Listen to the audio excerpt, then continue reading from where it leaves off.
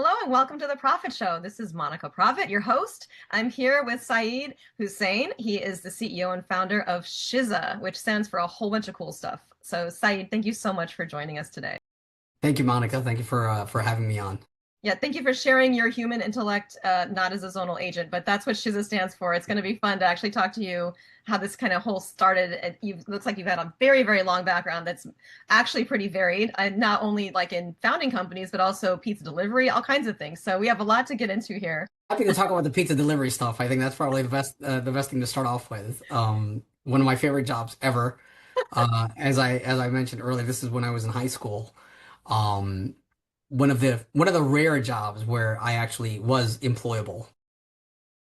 Well, also, I mean, this is like the one job you had before you basically launched a company while still in high school, right? So, like, you're either, or did you do it both? Were you like bootstrapping and driving pizza delivery and then also launching a company at the same time? Were you one of those people, or did you actually just switch and you were like, forget it, I'm never working for the man again?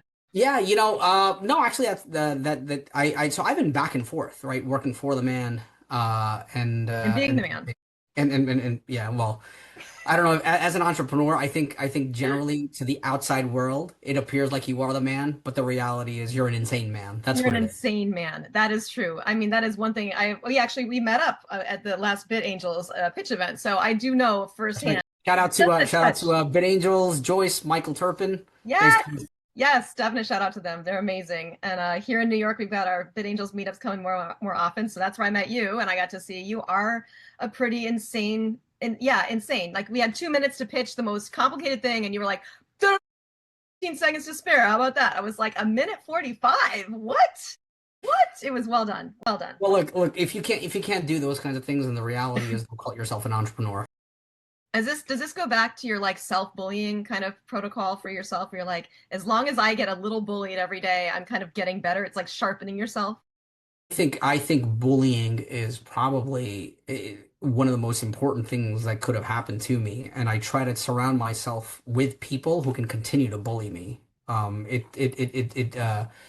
Adversity is so important, and I think the other thing also is that our definition of bullying has changed too, right? I think uh, the standard for bullying has gone down so little, so far that it's like the world that you and I grew up Oh my in. God. You put us in today's bullies, and to me, it's like a comedy show. Oh my God, absolutely. I mean, and you have kids, right? You have to like listen to the kind of the trigger warnings that happen before anybody even just like says how they're feeling that day or something. Oh my God. So my kids have to deal with a real bully, and you're looking at them right now, right? That's a real bully that they have to deal with. And you know who's actually a worse bully than I am? My wife, right? Really? She puts on this sweetheart persona. She is a savage. She's an absolute savage, right? Brutal honesty is something which is part and parcel of our household, and that's something that we always let these kids know. And we've told them, we said, look, I mean, if you can survive growing up in this environment, then by the time you go out into the real world, Yeah. you're gonna dominate. Like you're gonna absolutely destroy, right? So what we're doing is by bullying our own kids in this household, we're creating the future leaders. Or so you were bullied as a kid, but also it was a bullying part of like what led you to want to like launch your first company. And like, has that sort of been almost like the fire under your ass? And you're like, okay, that I'm just gonna go, I have to go, go, go because I've always had people chasing me. Yeah, yeah. I mean, so first off, when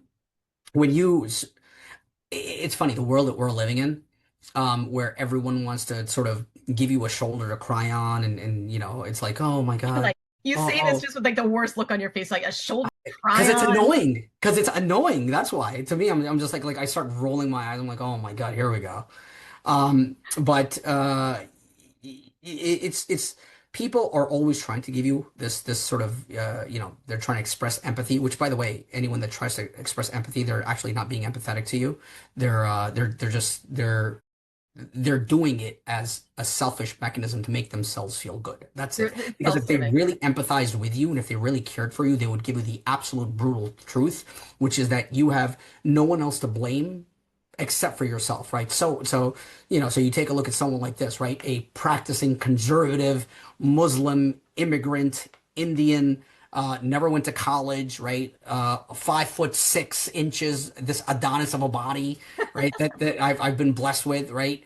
You name it, right? And it's like, bring it on, bring it on. So when you're growing up, especially when you're growing up in the hood, which is where I grew up in Elizabeth, New Jersey. So shout out to Elizabeth. Um, Kids are brutal, right? And we're not talking about the kids of today. These are kids of back then, where when bullying actually meant something, right? And it was real bullying. Yeah. Um, Like bullying wasn't just like, oh, they verbally abused me. It's like, no, no. no, If you didn't no, come home no. with a bruise or like something broken, If they verbally abuse you, that was like you would come home and thank the Lord that that's what happened. It was a good day today. I'm talking exactly. about like getting your ass kicked out in the out in the playground. And one of the most valuable lessons that I learned very, very early on was my dad. My dad told me, and he said the best way to deal with a bully is to punch him right between the eyes, and you'll see very, very quickly how how fast they stop being a bully, which is something that I took to heart, right? And he also caveated that by saying that make sure that you're the one that's always fighting the bullies, but you're never the bully. Yeah, So absolutely.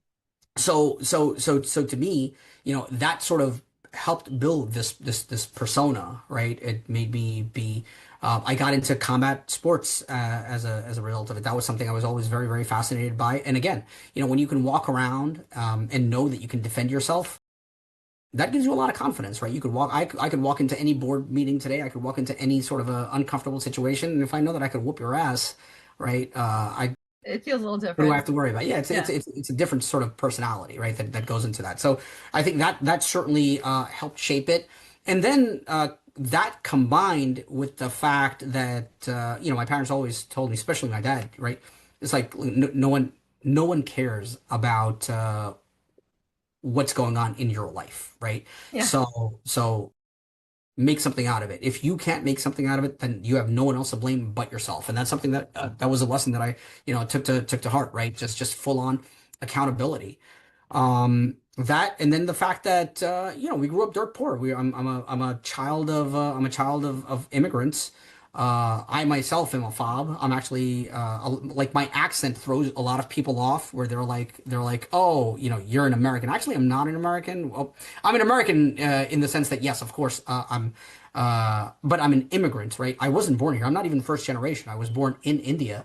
I came here when I was 4. So, for those that don't know, a fob is fresh off the boat.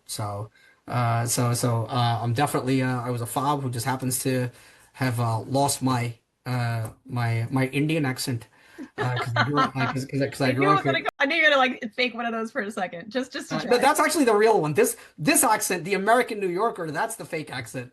I so um so that and again, just the fact that my when my parents came here, it's not like they came with like this professional career or whatnot. So they had to. My dad was a hustler. He had to figure out ways to make things happen, and that's where I got a lot of my entrepreneurial spirit from.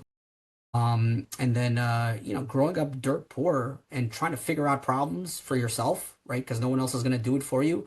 That sort of forced me into becoming very entrepreneurial and being very, very creative.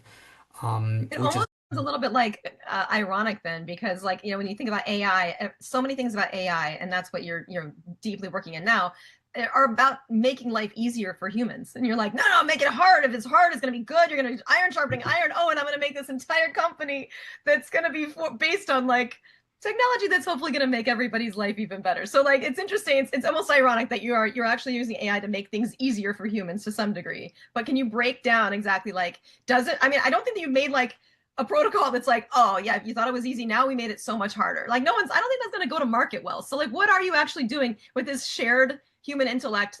Of it's not like just a bullying agent, is it? I mean, well, yeah, yes, it's going. We're basically what we're doing is we're building automated bullies. That's what we're doing. Because this soft, weak world of ours needs a good, hard, strong kick in the ass to take us to that next level. So that's what we're doing. done. Um, Okay, Shiza, done, done and done. Back to Done, like, done, done. Shiza. Our slogan is Shiza, don't fuck with me. yeah, exactly. No, Monica, you bring up a really interesting point, and this is something that I actually, I struggle with all the time, and I think most people are just not as honest about these things, which is that, are we really making life for humans easier, or are we making things for humanity more difficult, right? And Huh. and that is something that I struggle with, and here's what I mean by that. So I think collectively for what it is, the things that we're sort of building, and I'll go into what it is in just a bit, but I think philosophically, I think this is a very important point to lead into. Um, and one thing that you know about me, Monica, is I'm brutally honest, right? I It's mean, you that's couch everything. It's hard to know what you're really thinking, you know? I mean, you just go, you beat around the bush for so long. I'm a brilliant politician, aren't I? I got a future in politics for sure. Um, so it's like what we're building out, right? Or take forget even what it is that we're building out. Let's just take AI as a general concept where things are going into. Collectively, for humanity, it's going to be a massive boon, right? It's gonna take us to places that we never imagined, right? So collectively, it's going to be a massive boon.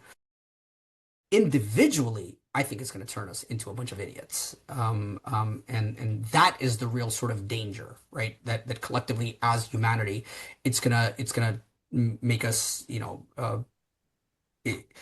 leapfrog over generational mass innovations. Okay. But individually, it's going to turn us dumber and dumber and dumber. And of course, there's always going to be the exceptions, but those exceptions are going to be the ones that are going to push us to that next level. But the vast majority of us are going to suffer as a result of it because it will lead to, like you said, it will look. What does automation do? Automation does lead to laziness, right? There's certain things that we end up losing out on, I myself mean, included. if I was arrested today, I wouldn't even know what number to call. Like, you have one phone call. Who Yeah, would that's I right. call? I That's haven't right. memorized a phone number in a very long time. You know what I mean? Like, shoot, what is a phone number that I've actually memorized? We lost that ability, the ability for us to be able to do calculations, right? Like it's like if today, if I can see someone who can do like simple calculations in their head, and automatically you're like, oh my God, that guy's a savant. No, he's not. He's probably like talk to your dad, right? Talk to your grandfather about, and they were doing that when they were in fifth grade. Hey, Still, how about just like read cursive? I mean, I've been writing in a journal. I've written in like 60 journals now. I didn't realize I was going to be writing in a dead language that nobody could read. And it's true. Like I can sit at a bar next to anybody as long as they're like under 35, they cannot read a single thing. It's like you can't anything, nothing, no, nothing, absolutely nothing. I act, it's funny. I've actually lost my ability to write in cursive. Like You're I one of the dumbasses of which we speak, sir. I am. It's yes, a I pleasure am. to meet you. Yes, 100%. So that's actually one of my superpowers also, right? So one of my greatest strengths is the recognition of my weaknesses, right? And one of the greatest weaknesses that I've recognized is that I'm a moron, right? I'm an absolute moron. So what is it that I do? If I know and I recognize and I'm self-aware of that, then what is it that I do? I surround myself with people that are a lot smarter than I am. And that's really the reason behind why I'm able to do the kind of things that I'm able to do. And I think that ties back into what we were talking about with AI, right? Yeah. It's the those sort of the recognition of those components, right? That we're individually, if this is where it's going to lead towards, that's the danger with any kind of technology. Take a look at social media. Take a look at mobile technology. Take a look at any of these technologies. Yes, collectively, it's taken humanity, forward by orders of magnitude. But the question is, individually, are we the same? Are we as smart? Are we as strong as what we used to be generations ago? Well, you just mentioned something that's interesting to me. Okay, so in this, just to go continue on this like AI tangent, but not even talk about Shiza yet. We haven't even gotten to the real meat of it, which is very cool. But all right, so if that idea that like you're as smart as the five people, you're the most like the five people that you're around the most, or like so if you're the smartest person in the room, you're in the wrong room, right? So if you're trying to make sure that you're always not the smartest person in the room, like I want to be the moron. As long as I'm the moron, I'm the lucky one. That's what I want. But if with AI, if you can have all of this knowledge at your fingertips, then potentially you are now always in the room with someone who is smarter than you, which is the idea. I mean, unless it's not. unless it's just going to shine you on and make you feel smart, which of course it is kind of doing now. But as it refines and refines, you could actually turn this into these five, very potent people that could help sharpen you as well, right? It could be the room. AI could provide us with the room that we always want to or should be in. Well, AI Aha! can AI can lead us to think that we're in that room, right? Mm, mm, Because it's so eloquent at spewing things in a way where it's like if I'm sitting around a bunch of people who've got like amazing vocabulary, right? But if that vocabulary is at such a high level that I don't even know what it is that they're saying, I'm never even going to question what it is that they're saying, right? I'm just right. going to take it. That is one of the dangers of AI, right? And this is one of the reasons why we need to ensure that there's accountability, right? And there's traceability for what Well, it is that it's saying. and not just accountability and traceability, but it seems like what you've done with Shiza is you sort of held people to monetize their AI, but also their own knowledge. So you do have like this proof of origin to the stuff to kind of is that like your was the idea to kind of reduce how much of like just the general AI spew was going to happen, so we have like an actual human being behind this. Can you explain a little bit about how Shiza works and like the human piece of it? Because it sounds like that monetization piece is really interesting, but to be the origin piece of the AI, that's a new take on it. So it's we started off by talking about artificial intelligence, right? And immediately in the word intelligence is implied in the word. So what what this mass rise of AI is going to lead to is excuse me, this influx of all of this intelligence coming in. So similar to like today, where there used to be a time, if we go back, let's say 5 decades ago, any company that had access to more information had a significant advantage than a company that didn't have access to Right. that. Right? Then comes this thing called the internet, and all of a sudden there was an information explosion, right? It was a And big equalizer, really. that's Yeah, right. that was It no was a longer a massive premium. Yeah. equalizer. And then what started to happen was that we started to, instead of there being a lack of data, we started to drown in data. Then came this concept of, okay, well, now let's start having filtered data and let's start having curated data, which then gave rise to things like social media and all of these niche channels that started to come in. What AI is going to do is it's going to have this explosion in all of this intelligence, right? That's there. And going back to your example around always being surrounded by all of these intelligent people, right? Or all of these intelligent notions that are there. In that instance, what becomes the rarity? The rarity actually is always the thing that's going to have the most value, right? Any asset that's going to have the most value is going to be a rare asset. So today, intelligence is held as being valuable because it's a rarity, right? There's not that many people think that they're intelligent, but there's not real intelligence, right? But and this is something that I say all the time, and people think I say it jokingly, but I actually don't. The novelty of humans, right? It's very, very easy to replicate artificial intelligence. But what's not so easy to replicate is what I call genuine stupidity. And genuine stupidity is something which is novel to human beings alone, right? And that genuine stupidity is the reason why we tend to do the kinds of things that turns into intelligence. And a great example of genuine stupidity is the person you're interviewing right now, right? Um, Sure. what am I? I'm a founder. I'm an entrepreneur. Oh wow. Oh my God. It's so glamorized in society. That's so sexy. That's what I want to be. That's what I want to be like. Oh my God, this guy's a visionary. No, he's not.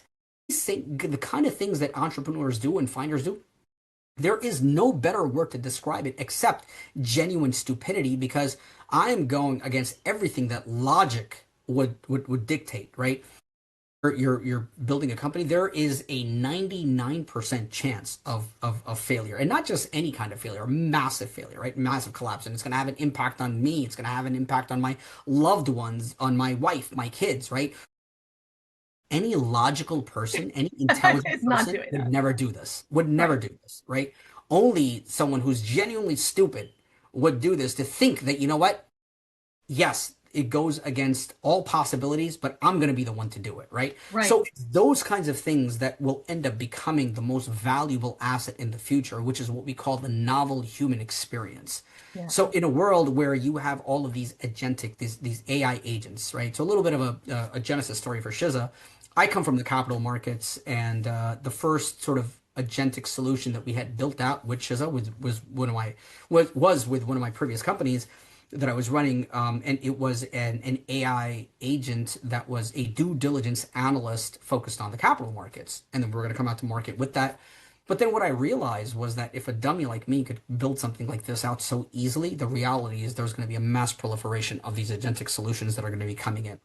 So if that happens, and once that happens, we need to start thinking about not what all of these agents are going to be doing, but what does a post-agentic world look like? And in this post-agentic world, it's going to be flooded with these AI agents that will lead to the automation of tasks, which will lead to the automation of processes, ultimately leading to the automation of jobs. So it's an inevitability that that will happen. So there's two things there. One is that when your labor gets replaced by these AI agents, how is it that you're going to make money, right? Today we're a very labor-driven society, right? Whether it's in the form of physical labor, intellectual labor, creative labor, manual labor, it's labor nevertheless.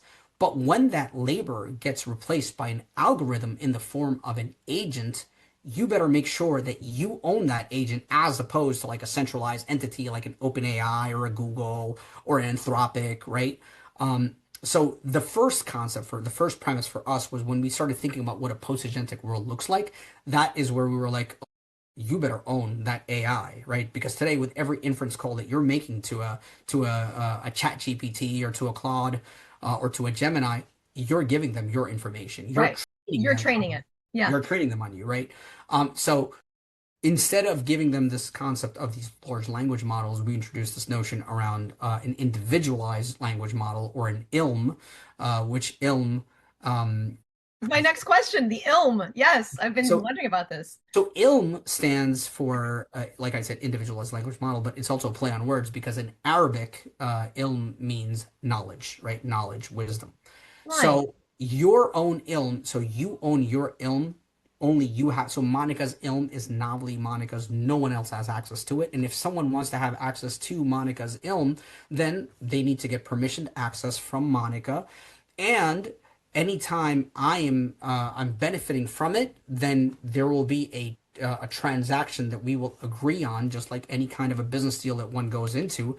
This will be handled through smart contracts that will come to agreements on, which will then be done through these zonal agents, right? So Monica will take her intellect, her human intellect, and through these zonal agents share it out with everyone else. Thus, the concept of shared human intellect zonal agents, or Shiza.ai, which is the infrastructure that we're building out for this future post-agentic, post-labor economy that's to come. Yeah, and you've said like human intellect, not labor, is the foundation of value. It's the new foundation of value. So like you're actually just like going straight to the source to then monetize that and almost sidestep even the notion of labor.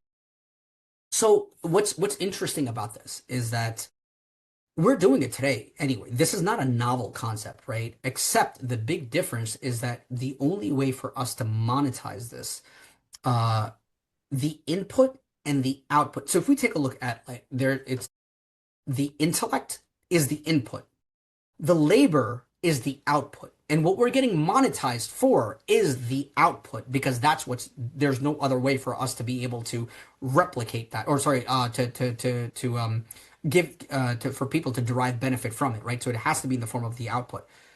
But if the output is now replaced algorithmically, right, through some kind of a machine, through some kind of an agent, right, then all of a sudden, and that ends up getting commoditized, then this will be the first time in history where the input and the output are separated. That's where the intellect and the Right. labor comes in. And what we're saying is that on that output that gets replaced, you own that labor, right?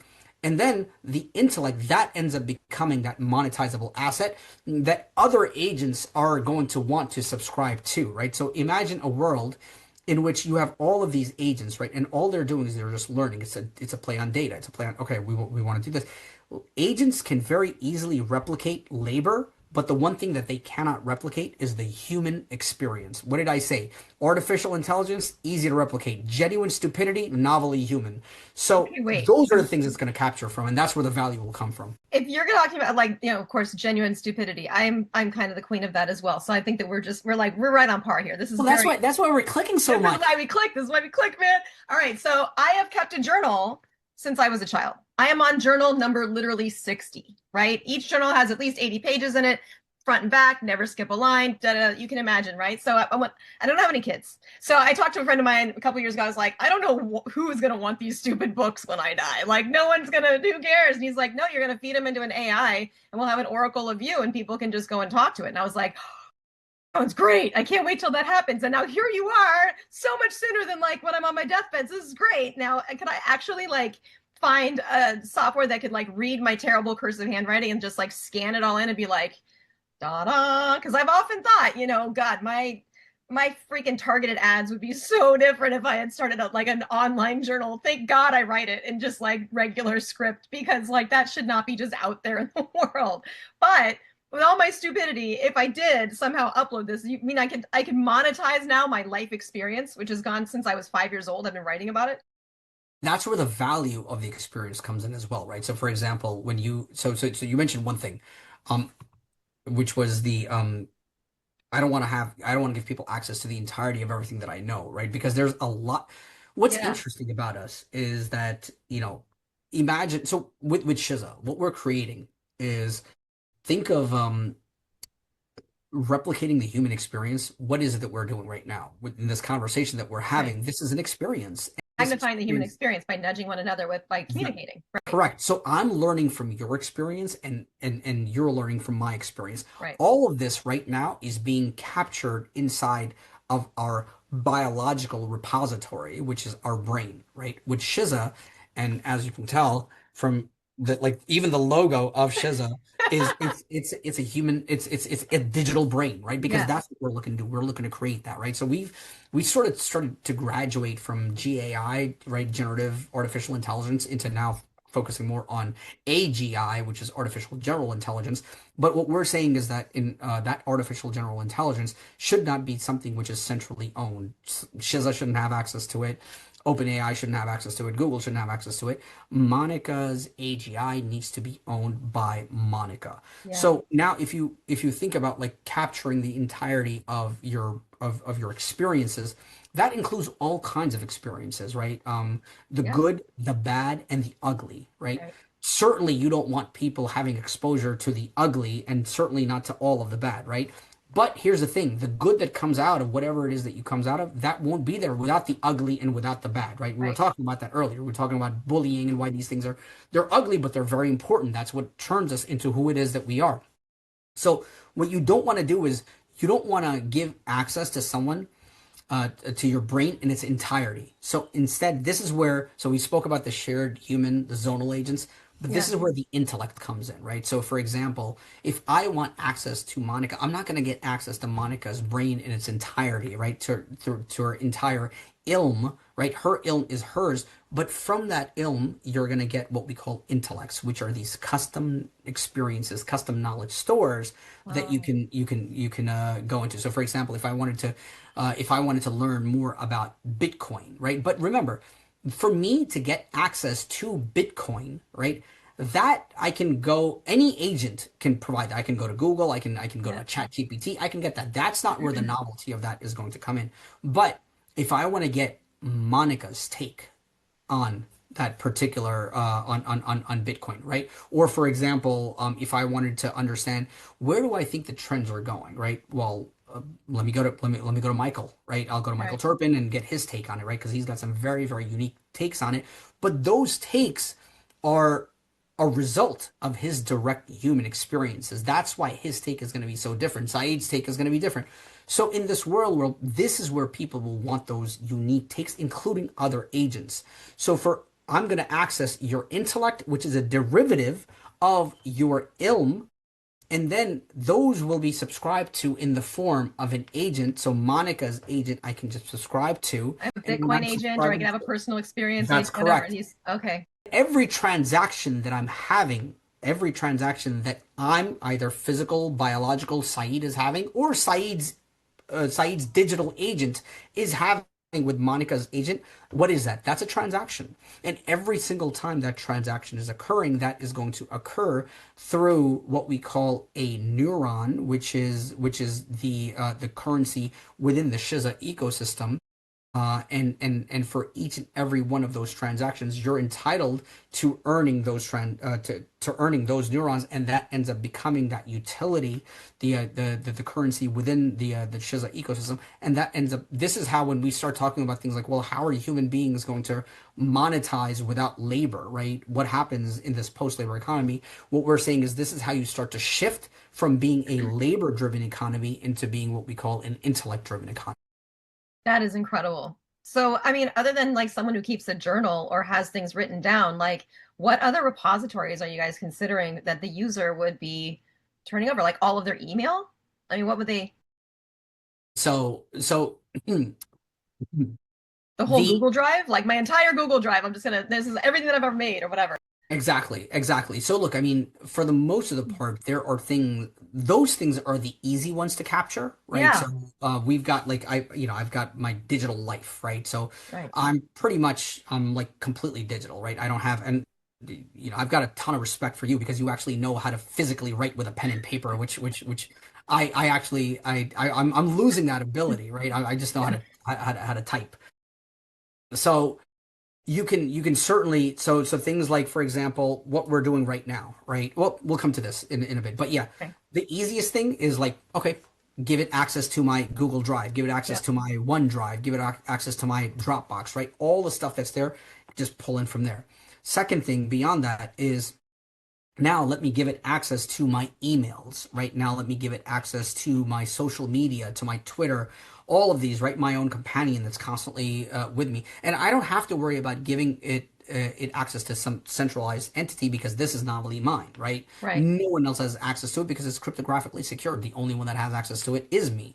Then the third thing beyond social media and messaging, right? Beyond all those things are doing things like capturing all of our digital interactions, like how just like how you and I are talking right now, right? So and we have all of these solutions that are already there in the market, right? Fireflies, Otter, right? Sure. Read, you'll have that. Except the problem again is that this is stored on their servers. It's their data. It's your information, but it's their data. They own it, right? Right. Right. In this instance, it's actually going to be yours, right? You own it. You're able to do. So imagine all of the valuable output that you're going to be able to extract from these inputs. Then the other thing become when this is where things start to get really, really fascinating, right? It's like, okay, fine, great. This is probably captured, I would say, 80% of my experiences, but the real value is going to be on the 20%, right? What about that 20%? Well, in that instance, if I want to capture that, then just like how Saeed and Monica are having a conversation right now, Monica would actually be having a conversation with Monica's own agent, just like this. And instead of her talking to a biological person, she is talking to a digital entity that is interviewing her, that's capturing the other things, and you're philosophizing and you're talking about this and that. And that continues to fill in on your illness as well. I get it. I get it. So you're actually, I mean, you have to have come up with more and more different extraction processes as well as Yes. and almost stimulation and extraction processes. Like, Yes. hey, let's get together and talk about your philosophy of life. Oh, I haven't thought about my philosophy of life in a long time. Okay, well, we'll start there. Yeah, that's interesting. That's And the interesting. good So, thing about the good thing about all of this is that, because a lot of people thinking are like, well, holy shit, how many things are you guys going to build, right? Well, the good thing about this, I'll give you guys a little bit of a secret. We don't have to build anything, right? Because there's people that are a lot better than us, that are a lot smarter than us, that are a lot better funded than us, that are already building these things, right? So yeah, for us, you're just aggregating and pulling it we're in and just giving it. aggregating. It's a That's data it. play, and it's a data and a digital like ownership play. That's it. That's correct. That's correct. We're Nice. building we're building the infrastructure, right? And we're giving you the ability to, like we always say, right? Own your AI before AI owns you. So, I mean, how does somebody get involved in this? I mean, are there ways that I can already start using one of these and loading up all my data in it? And also, like, in terms of like quantum proof cryptography, whatever, like what are the processes that you're using that, people can at least talk to me like I'm five? Like, how is it going to be safer than putting it in Google Drive, right? Sure, sure. So first off, the like I said, I think the genius behind what we're building is the recognition that we're not geniuses at all. We're dummies. So let's focus on who the geniuses are that have already built these things and just Yeah. layer on top of it, right? So our approach is finding out. So, and for anyone that's listening to this podcast, if one of the things that we're doing is we're continually looking for the right ecosystem partners, right, to build on top of. So whether you're a decentralized physical infrastructure network, whether you're a decentralized compute inference provider, whether you guys have, let's say, encrypted quantum cryptography. Those are all the layers that we have as a part of our logical map that we're putting together. And instead of, again, so for me, the approach always is we take it's in this order, right? So it's integrate, then buy, and then build, right? So, which is probably, which is going to sound mind-boggling to a lot of technologists. It's like, well, you build last. You're a technology company. You should be building Right. first. I'm like, no, sorry, that's not. That's I'm not going to build something unless we absolutely have to build it, right? So the first thing that we're going to do is, has someone built it? And if the answer is yes, how can we integrate it, right? How Yep. can we let the shoemaker make the shoes? That's always been my philosophy. Then the second thing is, okay, do we have to buy it? Great. If we have to buy it, no problem. We'll buy it, right? Otherwise, if it doesn't exist, or if there's a better way to do it and we have no other option, then finally we'll build it, right? Right. So that's how that's what we're doing. Where, they're the good thing with a lot of these things, like all of these things that I'm talking about, right? From a modular stack perspective, there are a lot of these solutions are already available. The real magic is in putting all of these things together. And that's why for like we have two focuses right now, right? And again, we're a startup, right? So Yeah. we just came out of stealth in December.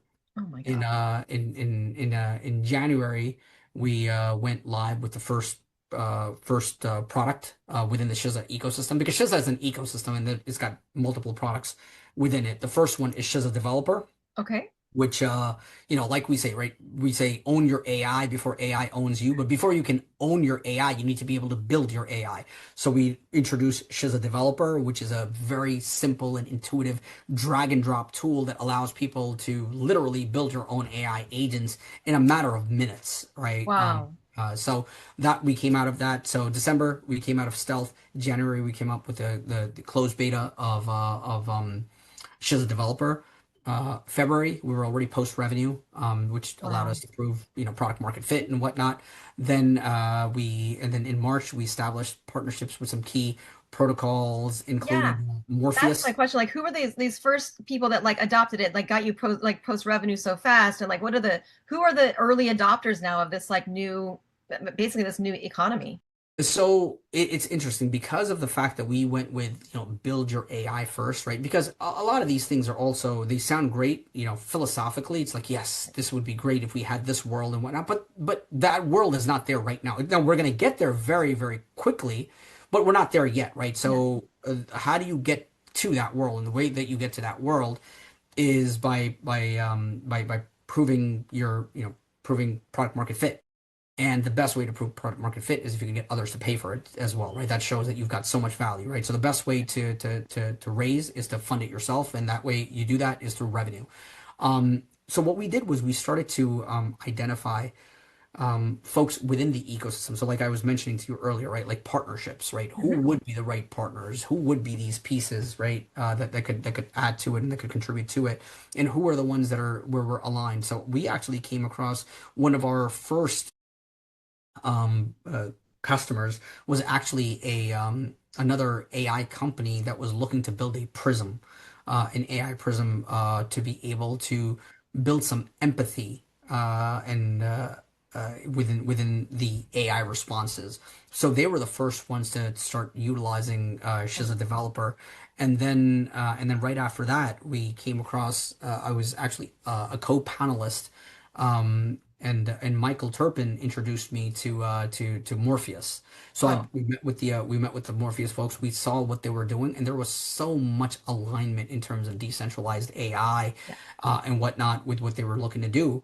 And they were looking for a solution for that. So we actually that's where we started talking to them. And then in March, we ended up securing a collaboration with them. We took an open source version of Shiza developer. We contributed to Morpheus, Wow. and they staked the more token into us, which allowed us to start achieving even more revenue. So we became a core contributor to the DE AI Forge on the Morpheus network. Now we're looking to replicate that same model across other protocols. So we're having some conversations with some some more significantly larger both L3, L2, and L1 protocols as well that we're looking to expand into. That's all on the Web3 side. And then on the Web2 side, we're actually working with there is a logistics company that is looking to institute and utilize the developer to build out their own agentic solutions, in which we're building out for them. And our revenue stream from there is going to be it's uh it's it's a combination of SaaS, but then more importantly, it's more results based, right? So for any cost savings that they experience, we're going to get a portion of that back to us, or for any increase in revenue that they're going to get, we're going to get a portion of that into us, which is also where we're seeing this sort of future economy evolving into. So the SaaS model, that's going to change drastically. And we're sort of proving that out. We have that. We're talking right now with a with another company in which for the legal profession we're looking to substitute the human labor in that with AI driven agents and human oversight viewing those as well. Now you So kind of there's just blew right there's a past. lot of moving parts as you can Yeah. see. Yeah, there's a lot of moving parts, but when you say, so I was involved in tech back when SaaS sort of started, right? The cloud and SaaS became these two like catchphrases that me and my team, we were like busy making fun of it. We're like, that's so stupid. SaaS, it rhymes with ass. Ha ha ha. No one's gonna do that. Oh, you're like put your stuff in the cloud. That's so the cloud, like it's vaporware. It's vaporware, you know. And I got that one wrong. So when I heard blockchain, and I was like, that's a dumb word. There's too many consonants in the middle. And I was like, you've done this before. You missed the boat when you made fun of the last stuff. You want to maybe take a closer look? And that was like 2015. And that was like, oh yeah, no, this is one that I should really, I'm glad I looked at this one. Yeah. So you're saying that it's going to revolutionize the SaaS model. Walk me through that because I missed the SaaS model as it hit. Clearly use it all the time, and you're saying this is going to revolutionize it, and this is like the Web3 kind of post SaaS model. What the hell? Walk me through that. So you mentioned blockchain. So I think one important thing before we go into the SaaS model to talk about is the question that we get asked all the time. It's okay, guys, cool, you guys are building this thing out. Why blockchain, right? And my response is, as someone who's who understands technology, my response is it's not even why not blockchain, right? Because why not blockchain would still imply that there's other mechanisms and other options, but my response is there's no way other than blockchain, Exactly. Oh, right? of course. Yeah. If you're looking for if you're looking to build decentralized artificial intelligence solutions, and you're giving the notion around ownership and distribution and granularity, microtransactions, things like your accountability, right? Proof of proof of provenance, right? There's no other infrastructure that's ready to go than blockchain that would make sense for it. This is why, in for us to build what it is that we're building, make Web3 is the only rails that it makes the most sense. And this is coming from someone, by the way, who came into this as a cynic of Web3, of blockchain, of Bitcoin, right? As a traditional capital markets guy coming into this, only to read Satoshi's white paper, and I was blown away by the implications. The moment that I read it, I was like, holy shit. Yeah, algorithmically, if you can solve for these things, which the paper does. So it's funny because one of the criticisms in blockchain that we generally tend to get right in the world of Web3 is, oh, you guys are essentially a solution looking for a problem, right? And my Yeah, response right. and my response is yeah, you're right. Yeah, we are a solution looking for a problem, and AI is that problem, right? Yeah. That Right. blockchain is built for, right? So it's those rails that you build on top of that, right? This is the reason why the Web3, why Web3, why blockchain rails, right? Why tokenization? Because without this, there is no way you're going to be able to do these granular microtransactions that can be captured, that can be encapsulated, in which there's proof of provenance that you'll have accountability for, right? So this is the most efficient in the existing solutions that we have today. This is the best architecture Oh, to absolutely. build on top of. Now, what Absolutely. this leads to, though, is when we start talking about things like granularity, for example, this is a perfect segue into, you know, why is SaaS dead, right? I mean, I think it was Mark Andreessen that had, I think last year, he had written a narrative around this, saying that something like why SaaS is dead or why SaaS will die, something like that. But the SaaS model is before SaaS that we used to have this perpetual licensing agreement, right? Where it's like, okay, cool, I have this version of the software and I pay for it once and cool. Now I Right. have access to it. But then the problem is then it becomes outdated. Once it becomes outdated, and there's newer versions that come in. Now I have to go and apply that again. So Right. from a cash flow perspective, from a money management perspective, there was a much more efficient way to be able to fund the Right. development of the software as you're building it out, and that became SaaS, right? Which is, look, I mean, you basically we're building it, and as we continually update it, right? This is software as a service. So as long as you're utilizing the service, you continue to pay for it. If you don't need it tomorrow, cool, you could switch it off. That's great. But now, imagine a world in which that software that I'm subscribing to, that you're asking me to pay for, right?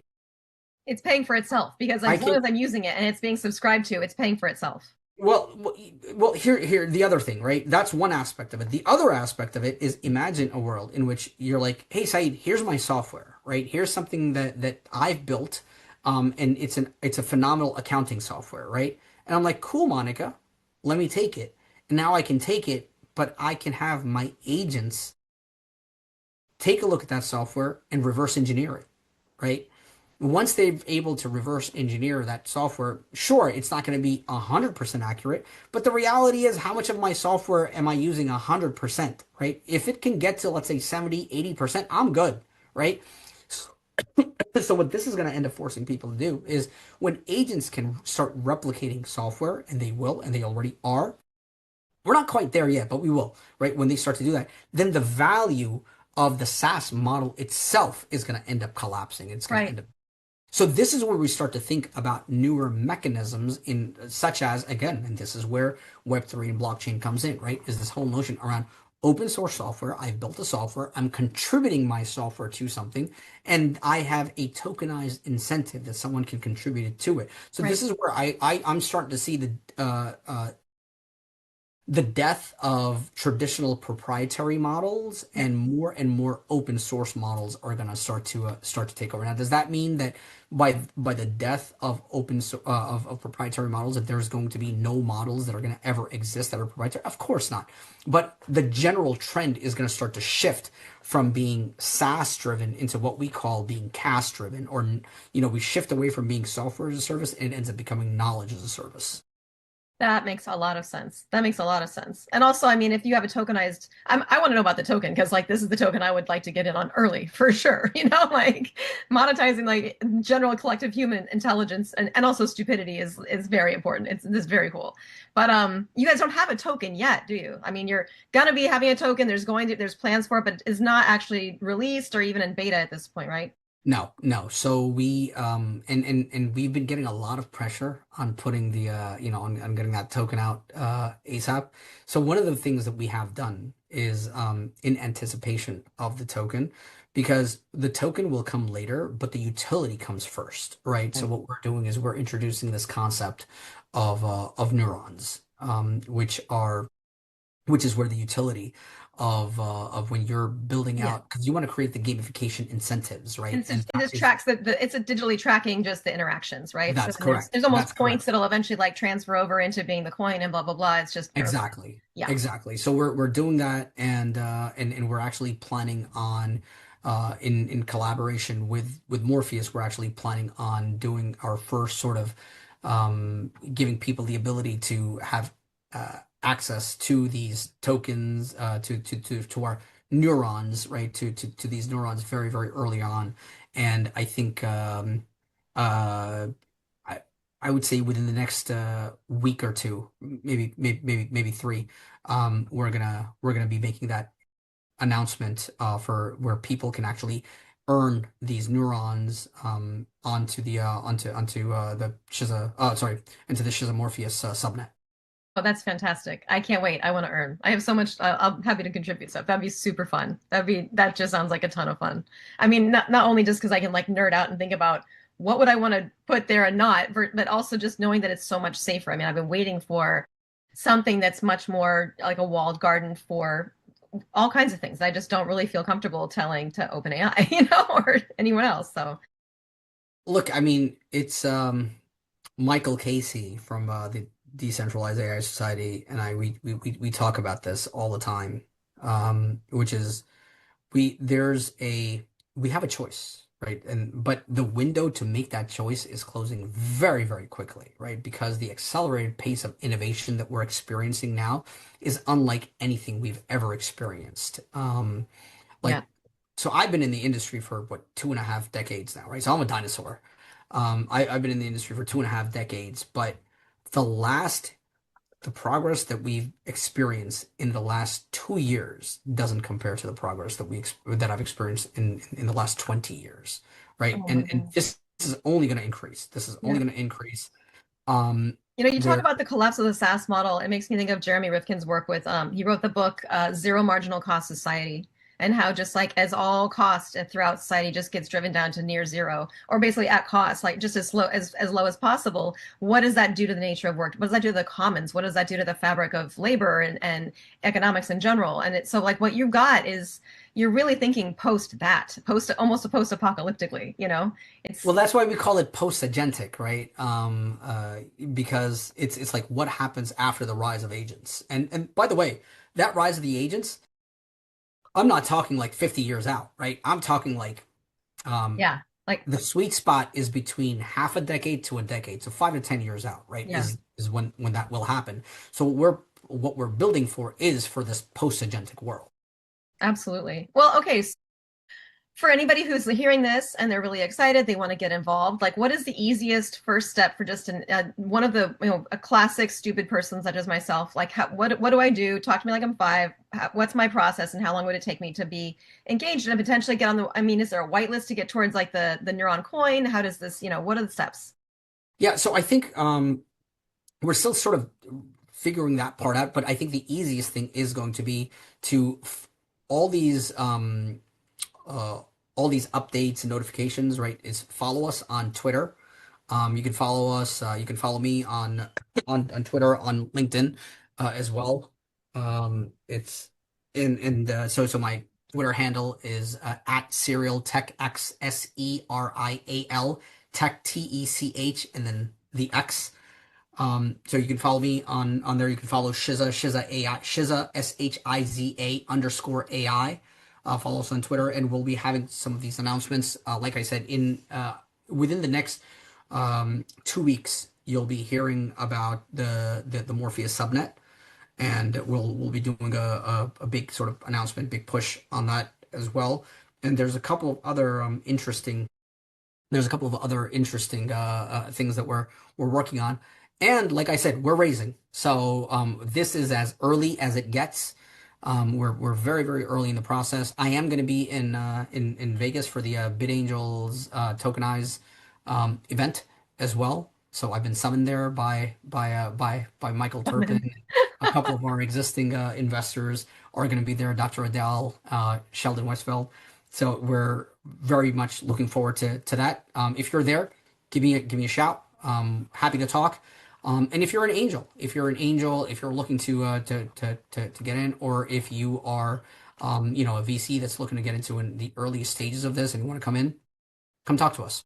I love it. I love this. Absolutely. I mean, I love being able to beat the drum and help companies get the word out with their fundraising. I mean, it's not like it doesn't happen without money. You still need money. I mean, even though you're going to be building last, you still need money. So this is very, very cool. And it's early days. I mean, you've been at this for not very long and you're already post revenue. So it's very cool to see this happening. And I, for one, just can't wait to hop on the Shiza website and see what I can download and start messing around with it. So thank you so much. It's been an awesome conversation. Syed, you're a wealth of information about everything from bullying to pizza to post-apocalyptic AI.